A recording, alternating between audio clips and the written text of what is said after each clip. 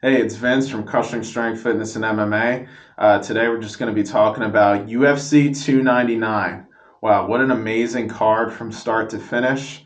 Before we get into the main card with some of the big fights, I just want to take a few seconds just to talk about the preliminaries. Starting off for Pedro Munoz and Kyler Phillips. Now, Phillips looked excellent in there. He kept his range very well. He was picking Pedro Munoz apart from start to finish, and he just looked amazing out there. I remember from a few years ago when he fought Song Yadong, and I believe he won that fight. So that's a top opponent that he had in his winnings.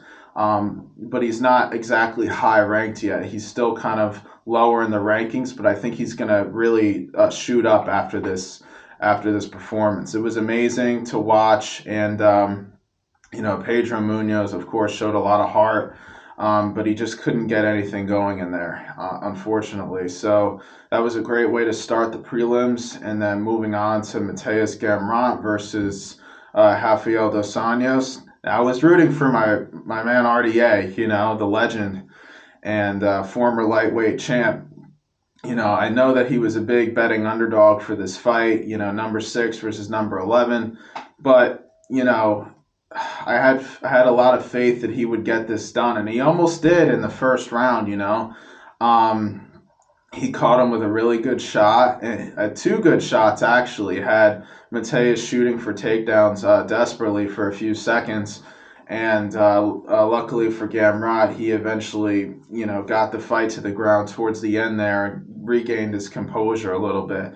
But a big first round from RDA. It was amazing to watch. He almost got it done. He really did.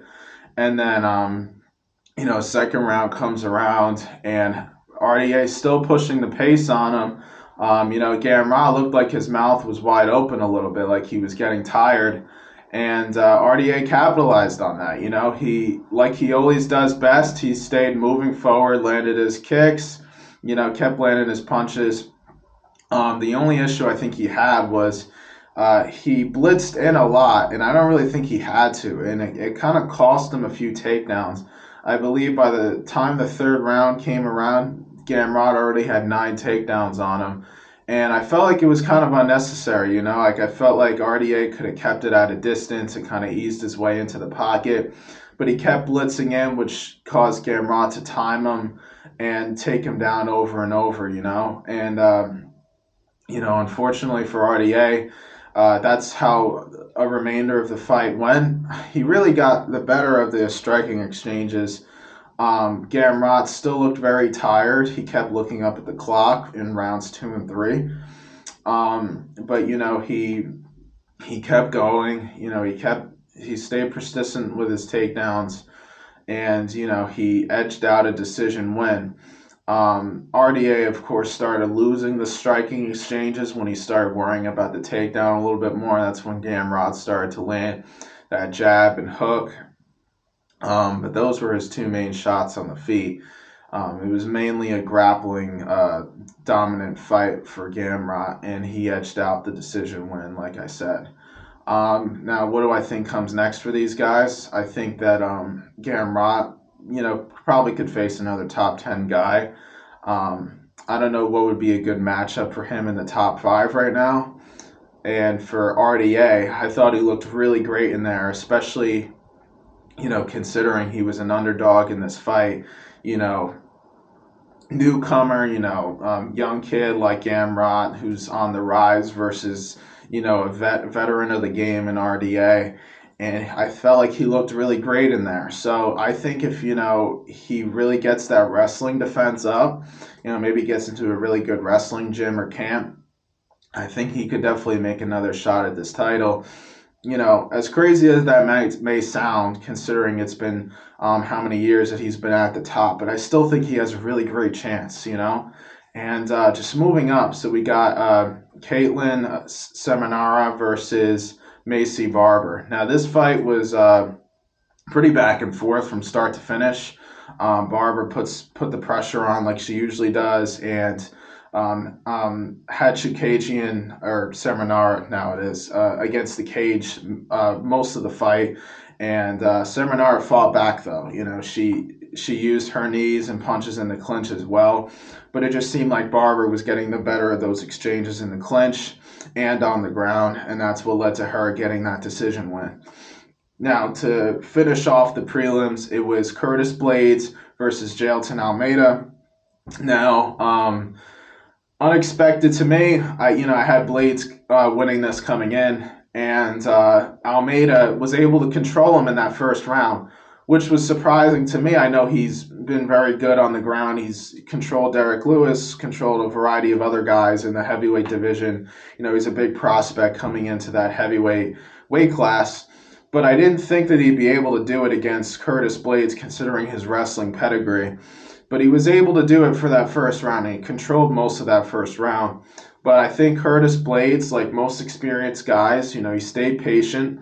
He let Almeida kind of empty his tank with all the big slams, big takedowns that Almeida was attempting. And, he just kind of waited it out. And then second round comes. Almeida shoots again. And that's when Blades just lets it go. It's like, maybe that was part of the game plan. He just starts hitting those hammer fists right on the side of Almeida's head. And it only took a few to land before Almeida was out cold. And then the ref jumped in and called the fight. Great performance for Curtis Blades. He waited it out. He played that experienced veteran kind of approach to the fight, where he kind of just waits it out, lets the new guy kind of gas himself out, and then takes him out towards the end, in the second and third round. So outstanding performance for him, and I'm excited to see what's next for him in that heavyweight division. Now moving into the main card, we have Petr Yan versus Song Yadong. Now I turned out to be right on this one, so that was good. And but what I didn't expect was how good Yadong did early on in that fight. He really seemed to have Jan's timing down. He was landing a lot of jabs, a lot of hooks. He was keeping the pressure going, and it just didn't seem like Jan could find him yet. Now, going into that second round, it looked like more of the same was going to come. But eventually, Jan just kind of found his range, found his timing. He started landing his combinations, his jab, straight, left hook. He started landing his left straight off of the southpaw stance. Started landing his kicks, started using his footwork better, and he just started to slowly take control of the fight. Where Yadong had taken him down in the first round on a few occasions, Jan came back and started taking him down in the second round, which was interesting to see. And then third round comes, and more of the same. It just started getting into Jan's favor more and more as the fight went on. With a minute left, Jan got a big takedown. And, with a minute left, Yadong had to do everything to get back up. It was too little too late, Jan already had him grounded.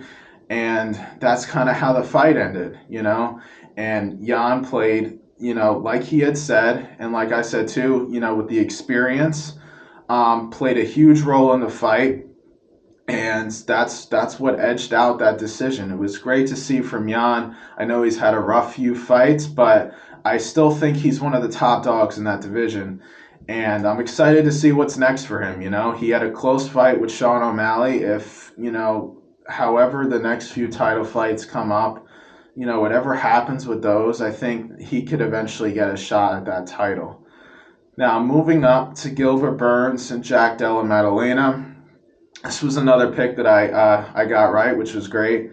I kind of had a feeling that Jack would have the better of the striking exchanges, and it definitely showed that he was a little bit more composed on the feet.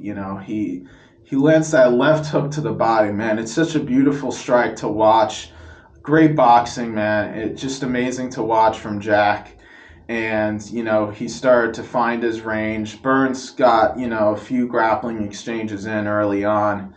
But as the fight wore on, Jack started to do better and better. But it was really back and forth, Jack probably won the first round. Gilbert probably got the second with the grappling again. And then third round, it looked like Gilbert was going to win that third round. And then Jack kind of reverses him. He kind of used the cage to kind of flip out of the position he was in, stands back up to his feet, times Gilbert coming in with that takedown, knees him right in the head, which had Gilbert in all sorts of trouble.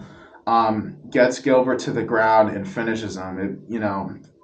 Seconds have went on of unanswered strikes, and they finally, called the fight. So outstanding performance from Jack, beating number 4 ranked Gilbert Burns. I'm really excited to see where Jack goes next in this weight class. And as for Gilbert, he's still one of the top guys in that weight class. He was arguably winning that fight until that knee landed, in that third round. It was very back and forth, so I definitely still think he's a top 5 guy in that weight class, no doubt about it. Now, moving up on the card, we had Kevin Holland versus Michael Page. Now, I was wrong on this pick, but I was kind of torn between the two. Michael Page did a great job with his karate point style game, his game plan. And he reminds me a lot of how Lyoto Machida used to be back in his day of, kind of moving around the cage, and then blitzing in, and then all of the trips that Lyoto used to use. Page does the same thing. He lands a lot of trips. He landed a lot of trips in that fight against Holland. He always throws those blitzing jabs and straights that Lyoto was known for. It's the same style pretty much, and it really worked well. You could tell he had Holland frustrated towards the end, especially in that second and third round. And I think Holland did pretty good in the first round, but as the fight wore on, it was all Michael Page. Holland just couldn't touch him, and the grappling that he did have just wasn't enough. The second round, he did have him taken down for a little bit, but just couldn't do much with it. He had him in half guard, landing elbows, but Page eventually got back up, and that was like his last opportunity, it seemed like, to really get back in the fight. So great performance from Michael Page. I know he talked about going into this fight of, potentially fighting Leon Edwards in London.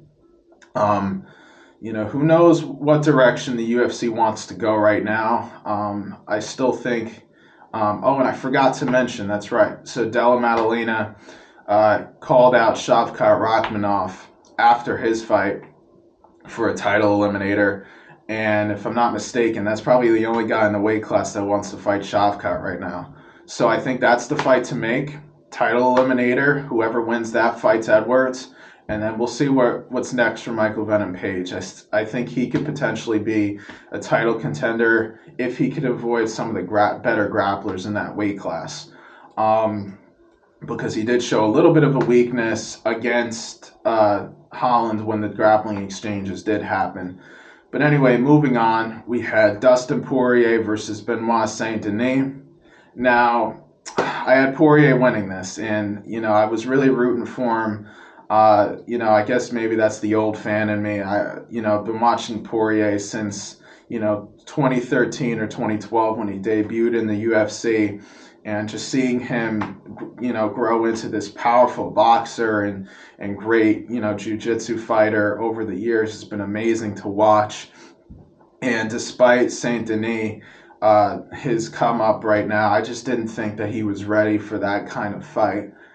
But early on, he really surprised me, Saint Denis. He kept the pressure on, got a few takedowns, and was keeping the pressure on Poirier. He was landing good body hooks. Almost reminded me of, and this might be a weird comparison because they're not that similar, but almost reminded me of like an old school Colby Covington, like when Covington fought Lawler, that kind of moving forward with combinations and then shooting for a double leg, then hitting the guy again. It kind of reminded me of Covington's style a little bit. And it was successful early on, but again, every shot that Poirier seemed to land just was doing so much more damage than Saint Denis did to him. I believe he landed at least one left hook or right hook in that first round, and it was a short one too, not full power on it, and it had Saint Denis' right eye just swelling up immediately. So I had a feeling if the fight went on, if Poirier could just get one or two good ones in there, it could have ended the fight, and that's exactly what happened. Second round comes, more of the same back and forth exchanges. Saint Denis and Poirier are at a distance. Poirier's back is against the fence. I believe he landed a right hook, which had Saint Denis stumbling, and then a left hand too, or maybe it was another right hand, and Saint Denis was stumbling around, and then Poirier just put the pressure on him like he does best. Knocked him down again. Just beautiful performance. Had him out cold there for a few seconds, and Poirier still has it, man. I'm excited to see where he goes next. His only issue in the fight was those jump guillotines. He loves jumping on those guillotines whenever he sees an opening for it. I just didn't think it was fitting for the fight, but hey, he said in the post-fight interview he's never going to stop doing it. So hats off to him. But amazing performance from him, and I honestly still think he has a shot at that title in that weight class. Don't count Poirier out yet. Mark my words. And then moving up to the main event, we had Sean O'Malley versus Marlon Vera, big anticipated fight for the bantamweights. Big title fight, and this did not go how I expected it to go, to say the least. Vera just like he was doing good early on, but even if like I was kind of torn on who would win, I picked Vera, but I didn't think it would be that dominant of a fight for either guy. And it was a dominant win for O'Malley from start to finish. Once he found his range with those jab straights and his kicks, he just really lit him up, from 1, 2, 3, 4, 5. It was the same thing mainly for every round. Vera did have a few moments towards the end when he kind of just mustered through the damage and just tried to get in the pocket. I think he landed a good knee in that fifth round or fourth round. But again, it just wasn't enough. O'Malley just used his footwork off the cage, used his head movement, and came back with those jab straights that he loves to throw at a distance, and it was just too much for him. And then the fifth round, Vera gave it all he had towards the end. He landed within seconds of the fight ending that big left hook to the body, and after the fight, after the buzzer went off, you see O'Malley kind of sit down and take a minute because that shot really hurt him. I guess it's a shame for Vera that he couldn't find that shot earlier, but overall, just kind of a dominant performance from O'Malley. A great performance. Vera was very beat up at the end, but he showed a lot of heart, as I have no doubt that he would. Outstanding fight. Now O'Malley called out Ilia Topuria for Spain. I think maybe that fight could happen at some point, but I think Merab definitely deserves this shot at the title. He's had 9 wins in a row now. He needs that fight to happen, regardless of how O'Malley or his team thinks that one will go. That's the fight to make next in that weight class. So yeah, this was great. Let me know what you think of the fights, and have a great day.